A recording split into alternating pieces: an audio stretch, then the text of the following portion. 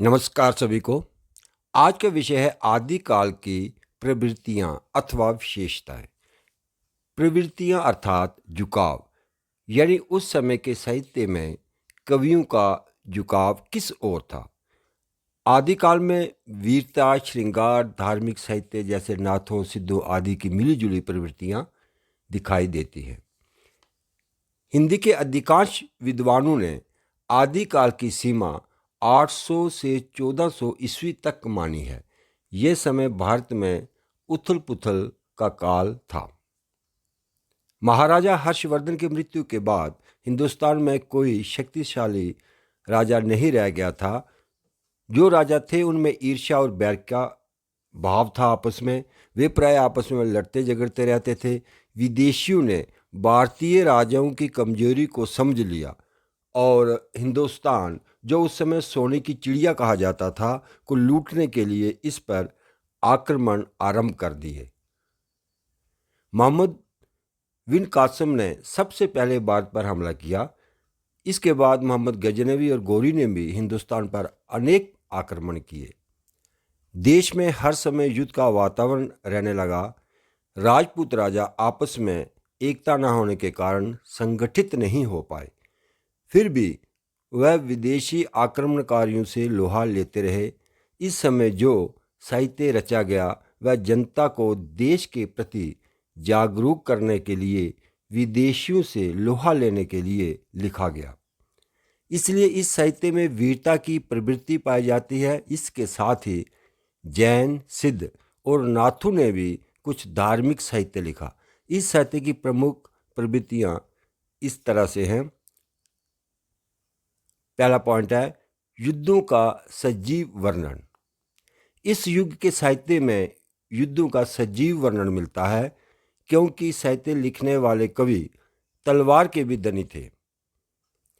वे युद्ध में तलवार का प्राय प्रयोग करते थे, इसलिए उनके साहित्य में युद्धों का सजीव वर्णन मिलता है। उनके साहित्य में तीरों के चलने की तेज आवाज़, घोड़े के सर पर दौड़ने की आवाज़ और घायल वीरों से बहते हुए खून की ध्वनि सुनाई देती है। दूसरा पॉइंट है आश्रयदाताओं की स्तुति के लिए ग्रंथ।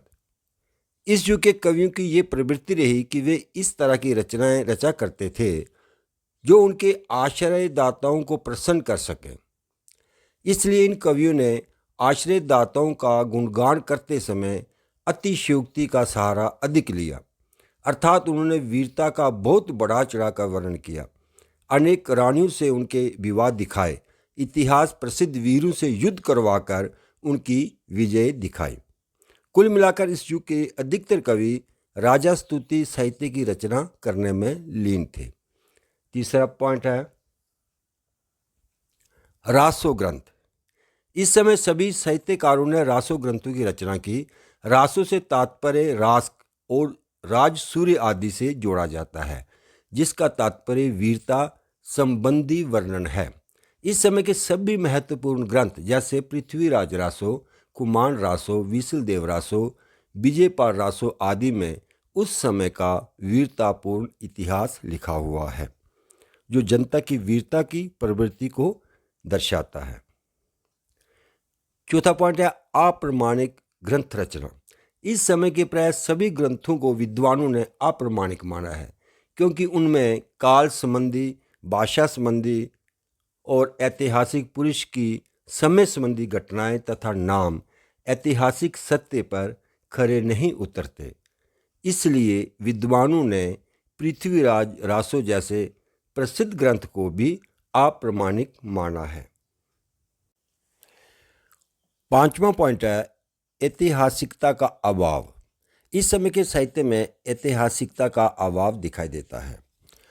उस समय के कवियों ने अपने आश्रयदाताओं को का सम्मान बढ़ाने के लिए कुछ ऐसे इतिहास प्रसिद्ध वीरों के साथ उनका युद्ध दिखाया है जो इतिहास से मेल नहीं खाता। पृथ्वीराज की माता का नाम पृथ्वीराज रासो में कमला बताया गया है, जो इतिहास से मेल नहीं खाता। इसी तरह पृथ्वीराज और जयचंद का रिश्ते में बाई होना तथा पृथ्वीराज द्वारा मोहम्मद गौरी का मारा जाना इतिहास विरुद्ध वर्णन है। छठा पॉइंट राष्ट्रीयता का अभाव। इस समय के कवियों में राष्ट्रीयता के अभाव की प्रवृत्ति रही है, क्योंकि ये कवि पूरे भारतवर्ष को एक राष्ट्र न मानकर अपने आश्रयदाता के छोटे से राज्य को ही अपना राष्ट्र मानते थे। उसी के लिए लड़ना मरना और उसका विस्तार करना अपने जीवन का लक्ष्य समझते थे। 7वां पॉइंट है प्रकृति चित्रण। तत्कालीन साहित्य में हमें उस समय के कवियों द्वारा उच्च कोटि का प्रकृति चित्रण मिलता है। कवियों ने बादल, वर्षा, वन, पर्वत, पशु पक्षियों, नदियों आदि का सजीव वर्णन किया है। 8वां पॉइंट है वस्तु वर्णन। इस समय के कवियों में वस्तु वर्णन की प्रवृत्ति भी पाई जाती है। इन कवियों ने अपने ग्रंथों में आखेट यानी शिकार करना, नौका विहार आदि मनोरंजक घटनाओं का वर्णन भी किया है। 9वां पॉइंट है भाषाएं। इस समय के कवियों ने डिंगल और पिंगल भाषा का प्रयोग किया है। वीरतापूर्ण वर्णन करने के लिए उन्होंने डिंगल भाषा का प्रयोग किया और श्रृंगार रस का वर्णन करते समय उन्होंने पिंगल भाषा को अपनाया। पिंगल भाषा ब्रज भाषा से प्रभावित है, जबकि डिंगल राजस्थानी भाषा से प्रभावित है। इस काल के साहित्य में हमें मूल रूप से अपभ्रंश, डिंगल पिंगल, मैथिली और खड़ी बोली 4 भाषाओं के जो हमें यहाँ दिखाई देते हैं। 4 भाषाओं के यहाँ वर्णन मिलते हैं। तो 10वां पॉइंट है अलंकार, छंद तथा रस।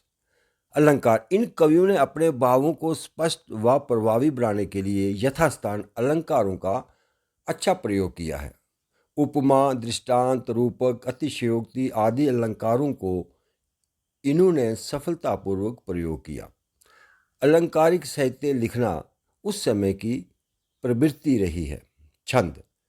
आदिकाल के कवियों ने साहित्य लिखते समय अनेक छंदों का प्रयोग किया है। चंद्रवरदाई ने अपने ग्रंथ पृथ्वीराज रासों में हर बार नया छंद लिखकर भाव को चिरंजीवी और सुरक्षित बनाने का प्रयास किया है।